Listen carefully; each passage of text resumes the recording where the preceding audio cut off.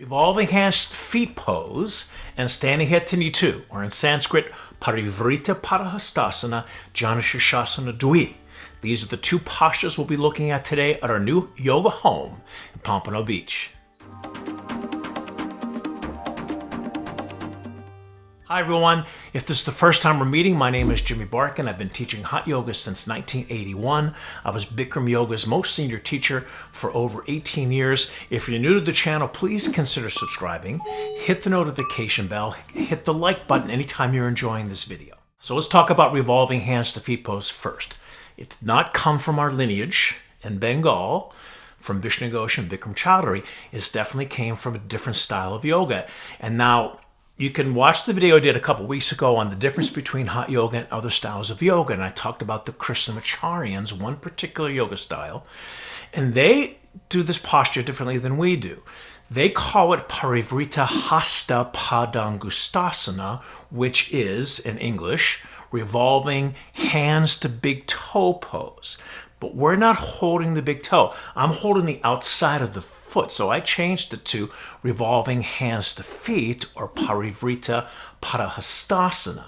And the reason why I did that is because of the second posture, which is what I call, which is sort of my own sort of creation, standing head to knee 2 with a crisscross grip. And you can see the video here on standing head to knee.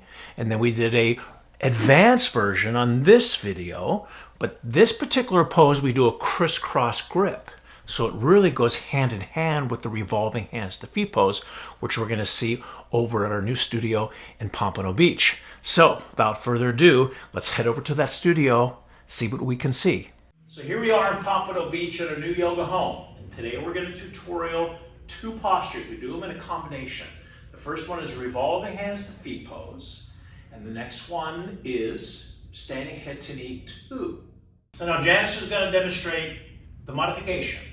I'm going to have her turn toward me. She's going to grab her right knee with her left hand on the hip, and she's going to balance here with the foot flexed and the thigh parallel to the floor. And then from here, she's going to make sure the standing leg is straight. Remember, we're not locking the knee, especially in the Barkan method.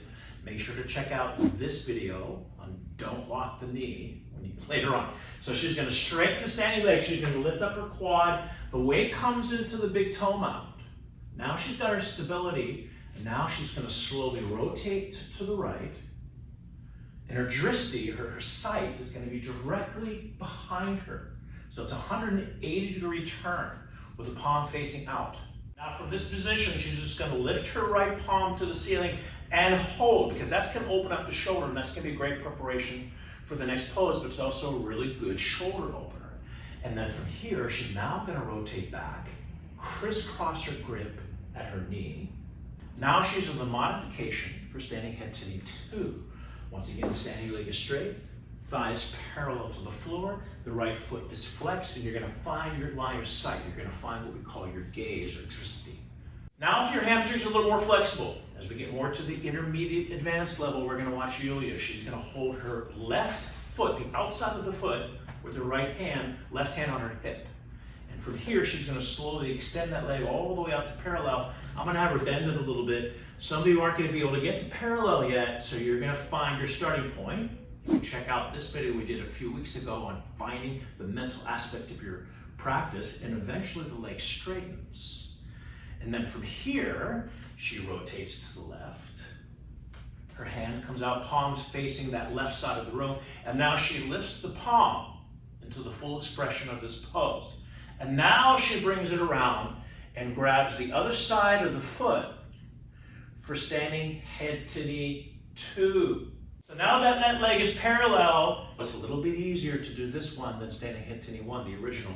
Now your elbows come out. You're going to continue to keep the upper quad engaged as your primary thought. The standing leg straight, head touches the knee. But the arms coming out makes it a little different. It's not quite as a rounded spine as standing head to knee 1, and that's the full expression. So now I'm going to have Janice and Iuliia do it together in real time, and you can see how it flows in a classroom situation. So I have them face each other. They're going to grab the respected knee. So Janice is grabbing the right knee. Iuliia's grabbing the left foot. In class, they would do it together at the same leg. Janice keeps the knee bent. Iuliia kicks it out. They rotate to the side. Look directly behind it. That you can get that 180-degree turn on your drishti. Now the palm face, hold. Don't turn that hand around yet. Now bring it around, crisscross the grip, either at the knee or the foot. Janice is going to stay here. Iulia's going to make sure this quadricep muscle is engaged. She's going to come down, touch her head to her knee. Janice gets to continue to work on her balance, which is still a really wonderful part of the practice.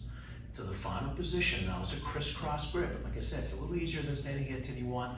Still a challenge posture. And there it is. So that's our episode for today. If you're new to the channel, please consider subscribing, hit the notification bell, smash the like button. Any comments or struggles you have, put them down below. I get to all the comments. I thank you for watching, and we'll see you at the next video. Bye, everyone.